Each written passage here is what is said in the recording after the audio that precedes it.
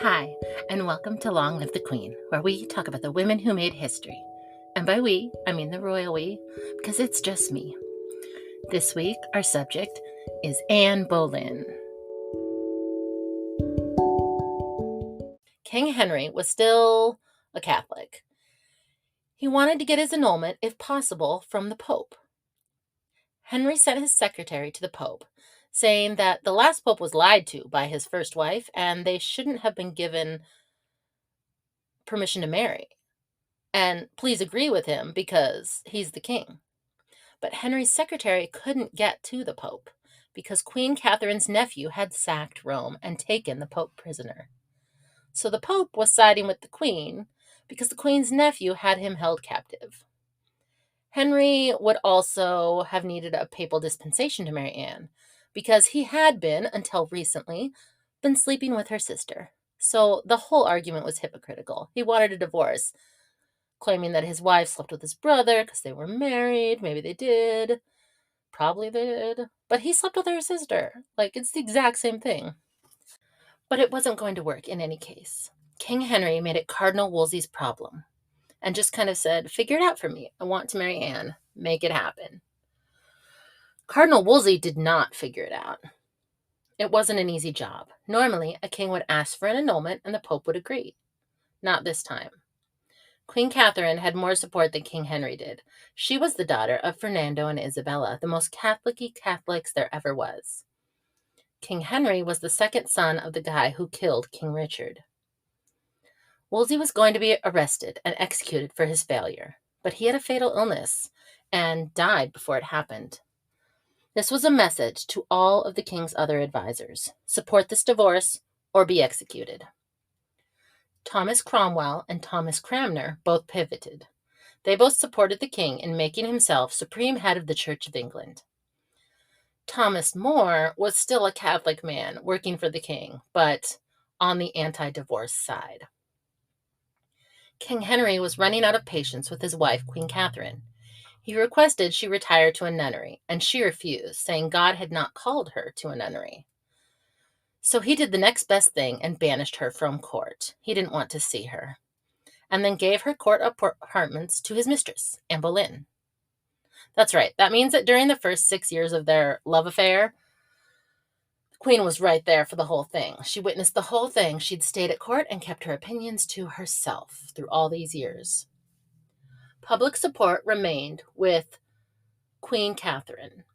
One night, Anne was out to dinner and was almost seized by a crowd of angry women supporting the queen. Anne was forced to pull an Isabella of France and escape by boat. Check out the episode on Isabella of France. It's episode 1. By 1532, the king was done asking. He had decided he was no longer a Catholic and no longer had to listen to the Pope. He decided that he was the head of the Church of England and the Anglican Church. Henry could give himself permission to be divorced. Anne was made the Marquess of Pembroke, making her an acceptable rank to be future queen. Her father, who was already a viscount, was promoted to earl. Anne's new title allowed her to go to France on a state visit with Henry. She had spent her formative years at the French court, but now she was returning as the plus one to a king. There were feasts and tournaments. Anne was wearing Queen Catherine's jewels. King Henry VIII, now 42, and Anne Boleyn, 31, were secretly married in November 1532. Anne was pregnant right away. Her baby was born 9.5 months later, slightly premature. Not too premature, because the medical technology of the time would not have been able to keep a health-compromised baby alive. They could have also lied about the conception date if they were worried about the wedding and the pregnancy timing. Henry couldn't risk having a son with a woman who was not queen, so they were officially married for a second time, this time not in secret. On January 25, 1533, Anne definitely would have known she was pregnant at this point. A small wedding, because also officially he was still married to Queen Catherine. And Anne had a grand coronation. Her apartments at the Tower of London were redone just for her coronation. She was crowned with the crown of Edward the Confessor, which is usually reserved for the monarch, not the monarch's spouse, and needed to do damage control. The people called her the king's whore. She had minds to change and had worked so hard to get herself on the throne. Now Henry expected her to quiet down and have babies. But quiet wasn't Anne's thing. That's what Henry liked about her in the first place. Queen Catherine was stripped of her title of queen, and Anne was crowned the new Queen of England. Catherine was demoted from queen to the king's widowed sister-in-law, even though she was also an anointed queen and the mother of his daughter, Princess Mary. It became illegal in England to appeal to the Pope, and introducing papal bulls in England became heavily penalized. It was a crime. The Pope then officially excommunicated Henry. He was no longer a Catholic monarch, and that was a mutual decision at this point. Queen Anne, at this time, had her first child with King Henry. Henry had been sure that it would be a boy, that God approved of this marriage and would reward the king with a male heir. But he was wrong. September 7th, Queen Anne had a baby girl that they named Princess Elizabeth. They were so sure it was going to be a boy, they had announcements that were printed up saying that a prince had been born, and they had to change it to princess when they found out Elizabeth was a little girl. You may have heard of this baby, Elizabeth. She would grow up to be Queen Elizabeth I, one of the most recognizable monarchs of England to this day. The traditional jousting tournament to celebrate the birth of an heir was canceled. The king was disappointed. Princess Elizabeth was given an extravagant christening, though. Queen Anne worried that her daughter would be in danger, with the king's other daughter, Mary, as her rival for the throne. Two princesses with two different mothers, one very Catholic, one being raised in the new Church of England. This was going to cause some succession issues. Catholics did not think the king's first marriage could be annulled, so Mary, in their mind, was the next obvious ruler as the oldest daughter. According to King Henry and his wife, Queen Anne, that marriage had been annulled, and Elizabeth was the oldest legitimate daughter. But it had to be made official if Elizabeth had a shot. So the battles of the Thomases continued. Cromwell and Cranmer supported the king. They worked with Parliament to pass the Acts of Supremacy and the Laws of Succession. The first stated that Henry was the rightful leader of the Church of England, not the Pope. The second declared Mary legally a bastard and her little sister Elizabeth the only legitimate princess. Thomas More would not go along with this. He was very, very Catholic, and he just couldn't go that far. He was executed, just like Thomas Wolsey had been. Princess Mary had been demoted from Princess Mary to Lady Mary. After her parents' annulment, she was labeled a bastard. The Catholics supported Mary, succeeding to the throne. The Protestants supported Elizabeth, succeeding to the throne. King Henry decided that to put his 17-year-old daughter in her place, she was to be made to move into her baby sister's household as a lady-in-waiting. Mary wasn't happy with this new arrangement. She claimed she was ill and took all her meals in her bedroom, a room that was said to be not even good enough for a lady-in-waiting. The former princess was living in servants' quarters. Queen Anne, not a supportive stepmother, she ordered that the household refuse Mary meals until she ate with the rest of the household. Evil stepmother vibes. But she was doing it, in her mind, to protect her new baby girl from the sister that would be her biggest threat in the future. November that same year, King Henry VIII married his illegitimate and only son, the 14-year-old Henry Fitzroy, to Anne Boleyn's 14-year-old cousin, Lady Mary Howard. The king and his new queen enjoyed reasonably happy accord, with periods of calm and affection. Anne's sharp intelligence, political acumen, and forward manners, although desirable in a mistress, were at the time unacceptable in a wife. The arguments were getting more frequent, and the makeup sex and hope for heirs were the main things still holding it together. She was once reported to have spoken to her uncle in words that shouldn't be used on a dog. People were starting to miss the good Catholic Queen Catherine. The following year, on Christmas, Anne miscarried her next pregnancy, and King Henry was starting to have doubts. This is how his marriage with Catherine had been. Maybe God didn't like Anne either. Or maybe the king had a medical condition causing problems that wasn't an acceptable assumption to make at the time. Nothing was the king's fault ever. It was the fault of the people around him. So this had to be Anne's fault, just like it had to be Catherine's fault. Anne was not very popular with the English people. She was called by some of her subjects the king's whore. Public opinion turned further against her after her failure to produce a son. Her public image had never been great, but it was dropping. Having a son would be the only thing that could save her reputation and maybe her life. On the 8th of January, 1536, the news of Catherine of Aragon's death reached Anne and the king, who were overjoyed. The queen is dead. Long live the queen. The following day, Henry wore yellow. He wore yellow in mourning, supposedly, but my guy was living his best life. With Catherine dead, Anne attempted to make peace with Mary, her stepdaughter. Mary rebuffed Anne's overtures, perhaps because of the rumors circulating that Catherine had been poisoned by Anne or Henry. These rumors began after discovering during her embalming that Catherine's heart was blackened. Modern experts are in agreement that this was not the result of poisoning, but from heart cancer. The cause of her death, an extremely rare condition that was not understood at the time. They knew about tumors, but if it wasn't a tumor, they didn't realize it was cancer. Queen Anne was pregnant again, and she was aware of the dangers if she failed to give birth to a son. With Catherine dead, Henry would be free to marry without any taint of illegality. At this time, Henry began paying attention to one of Anne's maids of honor, Jane Seymour, and allegedly gave her a locket containing a portrait miniature of himself, because Henry's type was and had always been his wives' ladies in waiting.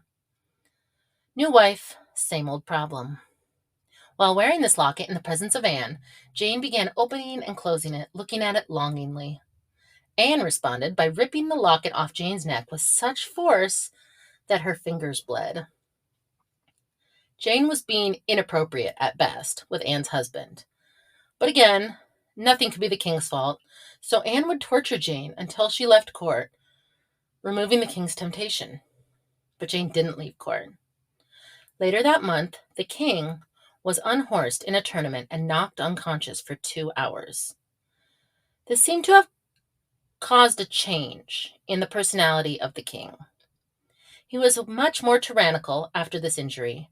He did eventually regain consciousness, and the whole court breathed a sigh of relief. Henry, it seemed, had regained consciousness, a very different man.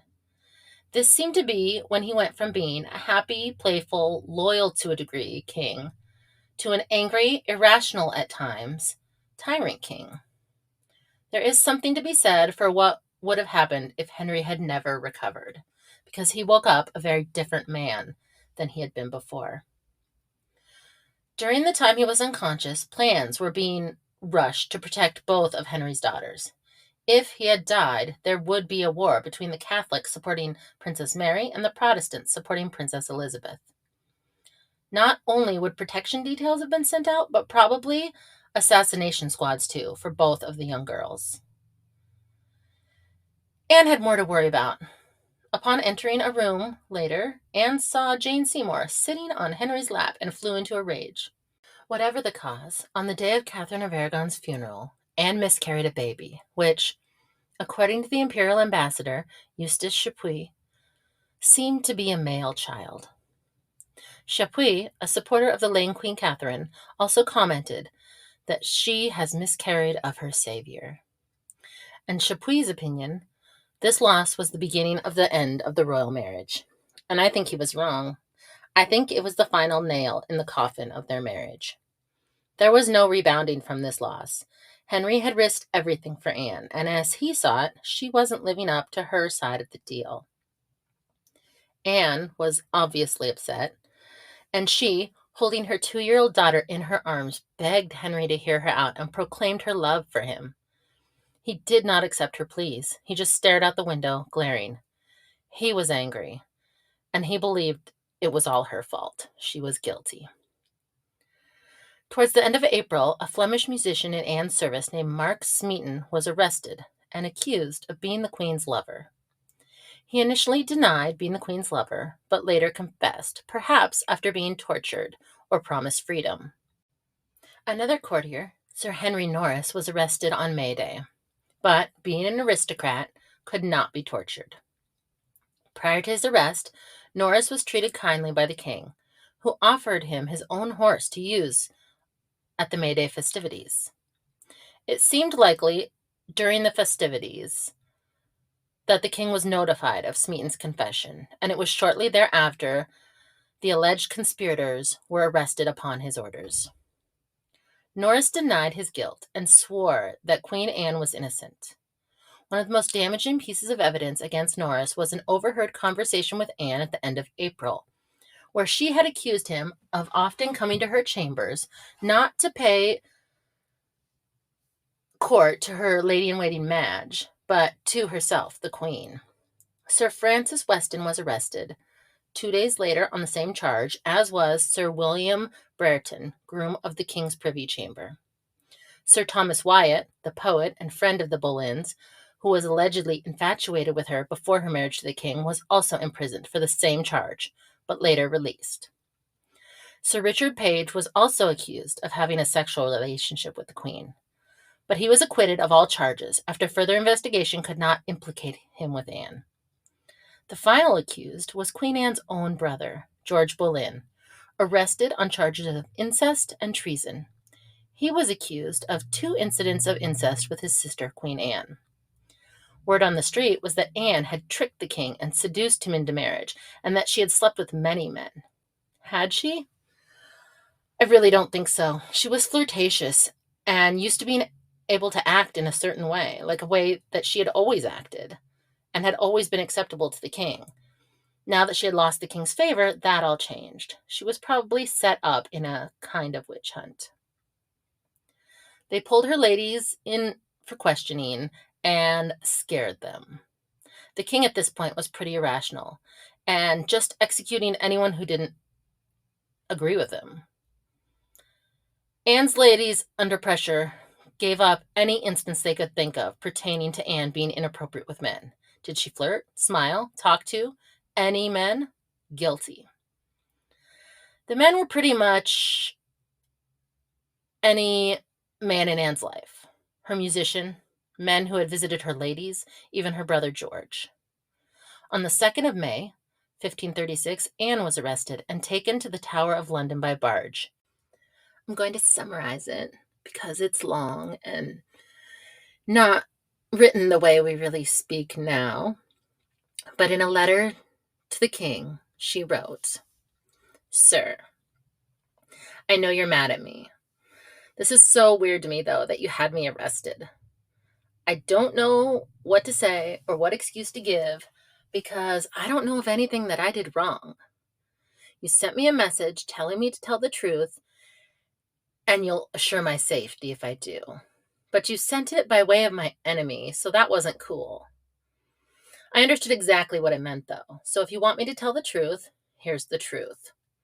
Don't for 1 second think that I ever did this that I'm accused of. In truth, no one has ever had such a loyal wife as you have in me. I never forgot my place or our vows together. You picked me. I was a no one from nowhere, and you made me your queen and your friend. It was far beyond anything that I could have ever hoped for. If you ever loved me, please don't let your friends, my enemies, talk you into this. Don't put that stain on our marriage or on our daughter. Let me have a trial, but please make it a fair trial, a public trial. Please don't let my enemies be in charge of that trial. I will tell the truth to the whole country, and you will see if I am innocent or guilty. If you and God find me guilty, you have the ability to punish me justly. But please follow your heart." If you have already found me guilty, I will die, and the negative stories of me will bring you happiness. I hope God will forgive both you and my enemies, and that he will not hold you accountable for the terrible way you are treating me when we both meet him in heaven. No matter what anyone thinks, God knows I'm innocent, and he will clear all charges against me. If you have to find me guilty, please make it just me, not these other men that have been accused, because I heard that you had them put in prison too. If you ever loved me, or even felt happiness hearing my name, please do this for me. I won't bother you anymore. I will pray for you from my cell in the tower, May 6. Your most loyal and ever faithful wife, Anne Boleyn. Keep in mind, the first arrests were made on May Day, so all of this has happened in 5 days. It was Anne's last attempt to regain her freedom, and she gave it all she had. 4 of the accused men were tried. Brereton and Norris publicly maintained their innocence, and only Smeaton supported the crown by pleading guilty. Smeaton, as a non-noble, was also the only one who could be tortured into a confession. Coincidence? Probably not. 3 days later, Anne and George Boleyn were tried separately in the Tower of London before a jury of 27 peers. She was accused of adultery, incest, and high treason. Adultery on the part of a queen was a form of treason because of the implications for the succession of the throne, for which the penalty would have been hanging, drying, and quartering for a man, and being burned alive for a woman. But the accusations, and especially that of incestuous adultery, were also designed to impugn her moral character. It was a full smear campaign. The other form of treason alleged against her was that of plotting the king's death with her lovers, in heavy air quotes. Anne's one-time betrothed, Henry Percy, sat on the jury that unanimously found Anne guilty. When the verdict was announced, he collapsed and had to be carried from the courtroom. History was repeating itself. Princess Elizabeth was demoted from princess to bastard, just like her sister Mary had been. The accused were found guilty and condemned to death. George Boleyn and the other men were executed on the 17th of May, 1536. Henry commuted Anne's sentence from burning to beheading. And rather than have a queen beheaded with the common axe, he brought an expert swordsman from France to perform the execution. Because English executioners with the axe, they didn't have a great reputation. That sometimes there were mistakes. They axed people in the back instead of the neck. Sometimes it took multiple. They weren't great. And the sword guy, he at least knew what he was doing, I guess. Shortly before dawn, she called Kingston to hear mass with her, and swore in his presence on the eternal salvation of her soul, upon the holy sacraments, that she had never been unfaithful to the king. She ritually repeated this oath immediately before and after receiving the sacrament of the Eucharist. Her execution was delayed because the executioner was coming from France. She called for the warden of the tower and said to him, "Mr. Kingston, I hear I shall not die before noon, and I'm very sorry, for I thought to be dead by this time and past my pain." The warden told her there should be no pain. Then she said, "I heard say the executioner was very good, and I have a little neck." And then she put her hands around her neck, laughing heartily. The executioner was delayed further, and she wasn't executed. 2 days later, on the morning of Friday, the 19th of May, Anne was taken to a scaffold that was erected on the north side of the White Tower. She wore a red petticoat under a loose, dark gray gown of damask, trimmed with fur, and a mantle of ermine. Accompanied by 2 female attendants, Anne made her final walk from the Queen's house to the scaffold, and she showed a devilish spirit and looked as gay as if she was not going to die. She kept looking back at the tower, thinking the king would at the last minute pardon her and banish her to a nunnery, as he had offered Queen Catherine. King Henry at this point had never executed any queens of England. No one had. It was unprecedented, and no one thought it was going to go through. Anne climbed the scaffold and made a short speech to the crowd. Good Christian people, I am come hither to die, for according to the law and by the law I am judged to die, and therefore I will speak nothing against it. I am come hither to accuse no man, nor speak anything of that whereof I am accused and condemned to die. But I pray God save the king, and send him long reign over you. For a gentler nor more merciful prince was there ever. And to me he was ever a good, a gentle, and sovereign lord. And if any person will meddle of my cause, I require them to judge the best. And thus I take my leave of the world, and all of you. And I heartily desire you to all pray for me. O Lord, have mercy on me. To God I commend my soul. It is thought that Anne avoided criticizing Henry to save her 2.5-year-old daughter Elizabeth and her family from further consequences. But even under such extreme pressure, Anne did not confess guilt, and indeed subtly implied her innocence. The ermine mantle was removed, and Anne lifted off her headdress, tucking her hair under a coif. After a brief farewell to her weeping ladies and a request for prayers, she knelt down, and one of her ladies tied a blindfold over her eyes. She knelt upright in the French style of beheadings. Her final prayer consisted of her repeating continually, Jesus, receive my soul. O Lord God, have pity on my soul. Over and over. It was said that her lips were still moving when she was beheaded. She was then buried in an unmarked grave. Her skeleton was identified during renovations of the chapel in 1876, in the reign of Queen Victoria, and Anne's grave is now identified on the marble floor. Anne was survived by her 2-year-old daughter, the future Queen Elizabeth I, her father and her mother, and her older sister Mary. Her husband, King Henry, married her lady-in-waiting, Jane Seymour, 11 days after her execution. And that is where we will leave it for this week. What did you think of Anne Boleyn? She was charismatic and intelligent, the life of every party. But she felt more secure than she was in reality. She was trying not to be Queen Catherine, because that's how she got the king in the first place. But everything about her that made her a desirable mistress made her not a desirable wife. She really didn't think she was risking her life. No Queen of England had been executed before her. She had no way of seeing it coming. Having only one daughter, like her predecessor, was her final downfall. But the daughters of both women would become the first 2 queen regnants of England. So King Henry VIII was wrong. Don't tell him that, though. He doesn't like it. He doesn't like to be wrong. His daughters were pretty cool.